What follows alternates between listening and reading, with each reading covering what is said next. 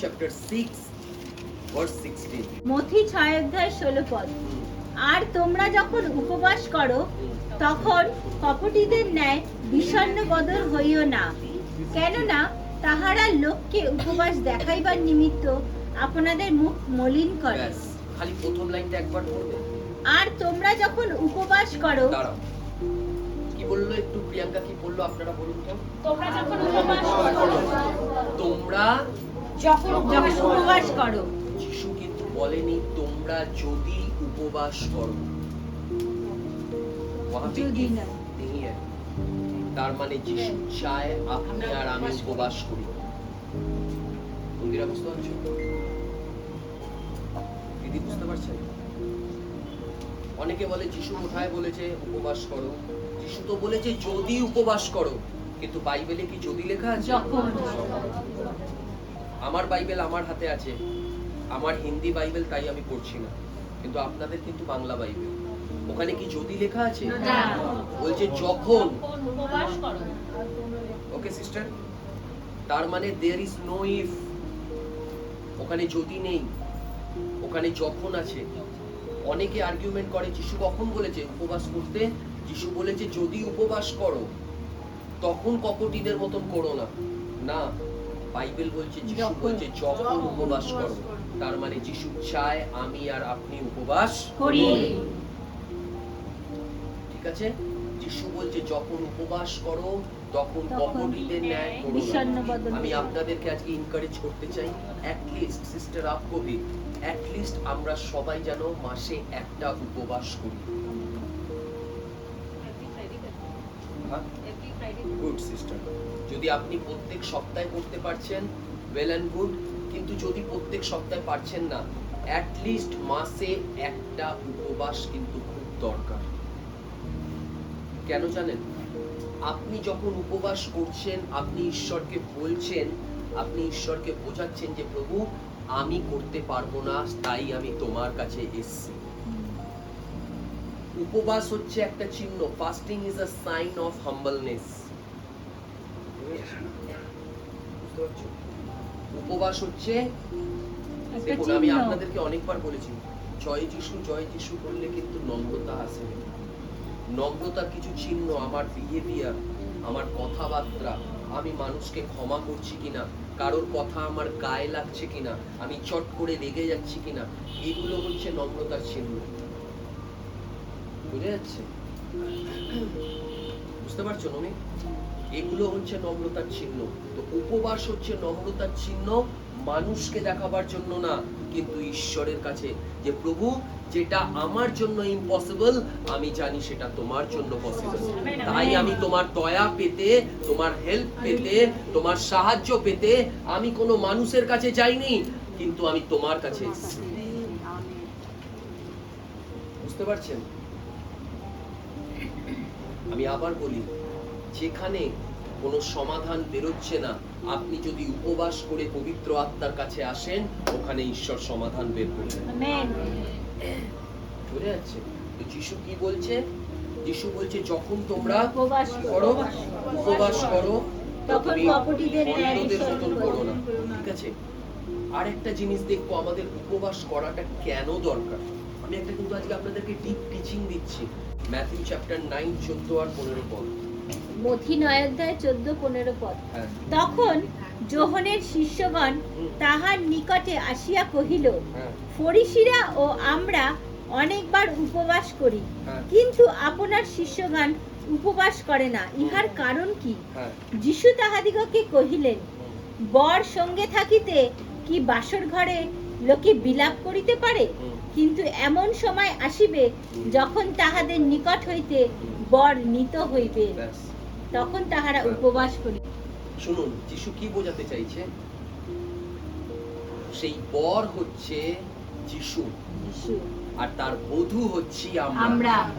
তো যিশু বোঝাতে চাইছিল আমি আমার শিষ্যদের সাথে এখনো আছি, তাই আমার শিষ্যদের উপোস করার দরকার নেই। তাহলে কি যিশু আমাদের সাথে নেই? আছে। বাইবেলে মথি 28:19 আর 20 পদে বলছে জগতের শেষ দিন অবধি আমি তোমার সাথে আছি। আমেন। যিশু যিশু আমার সাথে আছে, হতে পারে ফিজিক্যালি নেই, কিন্তু পবিত্র আত্মার দ্বারা যিশু আমার সাথে আছে। বুঝে যাচ্ছে? ওই সময় যিশু এই কথাটা এই জন্য বলছিল, যিশু ফিজিক্যালি স্বয়ং ঈশ্বর শিষ্যদের সাথে আছে। তাই বলছে আমাদের উপোস করার, আমার শিষ্যদের উপোস করার দরকার নেই, কিন্তু যখন আমি থাকবো না তখন উপোস করতে হবে। এটা মানে না যে যিশু আমাদের সাথে নেই বলে আমরা উপোস করছি। যিশু আমাদের সাথে আছে, কিন্তু আমরা কেন উপবাস করছি? কারণ ঈশ্বর বলে গেছে তোমরা উপবাস করবে। তোমরা উপবাস করবে। যদি বাইবেল বলছে চুরি করো না, আর আমি চুরি করছি, তাহলে আমি কি করছি? পাপ করছি। বাইবেল বলছে মিথ্যে কথা বলো না, আমি মিথ্যে কথা বলছি, তাহলে আমি পাপ করছি। যদি ঈশ্বর বলছে উপবাস করো আর আমি করছি না, এটা আমি পাপ বলবো না, কিন্তু এটাও একটা ভুল। ঈশ্বর যদি বলেছে কিছু ভেবে চিন্তে বলেছে। আজ অনেকে স্পিরিচুয়ালি স্ট্রং নয় কেন? আত্মায় স্ট্রং নয় কেন? প্রার্থনাতে স্ট্রং নয় কেন? প্রার্থনাতে বসলে চোখ বন্ধ থাকে না কেন? সেকেন্ডে চোখ খুলে যাচ্ছে কেন? তার মানে কোথাও না কোথাও আমি আত্মায় স্ট্রং এখনো হইনি। যখন আমরা উপবাসের সাথে ঈশ্বরের কাছে আসি, আমার আত্মা ঈশ্বরের আত্মার সাথে কানেক্টেড হয়ে যায়। আর যখন আমার আত্মা ঈশ্বরের আত্মার সাথে কানেক্টেড হয়ে যায়, আমার আত্মা স্পিরিচুয়ালি স্ট্রং হয়ে যায়। যখন মোবাইলে চার্জ থাকে না, আমরা কি করি? চার্জটা দেওয়ার জন্য কিসের দরকার পড়ে? শুধু কারেন্ট? চার্জার লাগে না? তো পবিত্র আত্মা হচ্ছে সেই চার্জার, যে আমাদেরকে চার্জ করে। তো আপনি যখন উপবাস করছেন, মনে রাখবেন, যেরকম কাকিমা বললো না, ওনার বাড়িতে দুদিন আগেই প্রার্থনা ছিল, তো ওনার মেয়ের চেস্টে কিছু প্রবলেম হচ্ছে। ওনার মেয়ে বলছে আমার ভয় লাগছে, বলছে না যে ব্যথা হচ্ছে, ব্যথাটা বাড়ছে, কিন্তু উনি সেদিনকাও বলেছে আমি চিন্তা করিনি, ভয় পাইনি।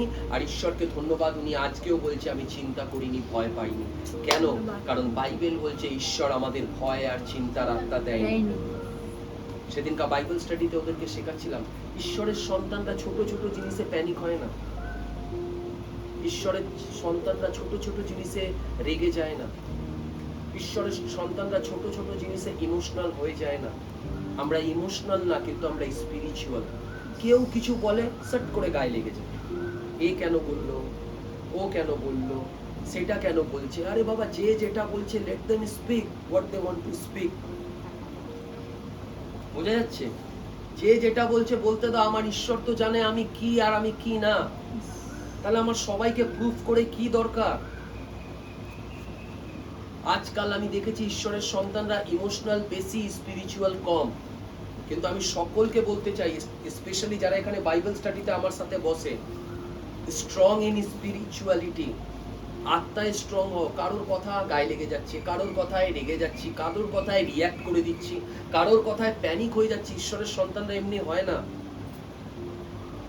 যখন যিশু যেত না, কতবার আপনাদেরকে আর বোঝাবো, যিশুকে বলতো ওর মায়ের ক্যারেক্টার ভালো না। কেন?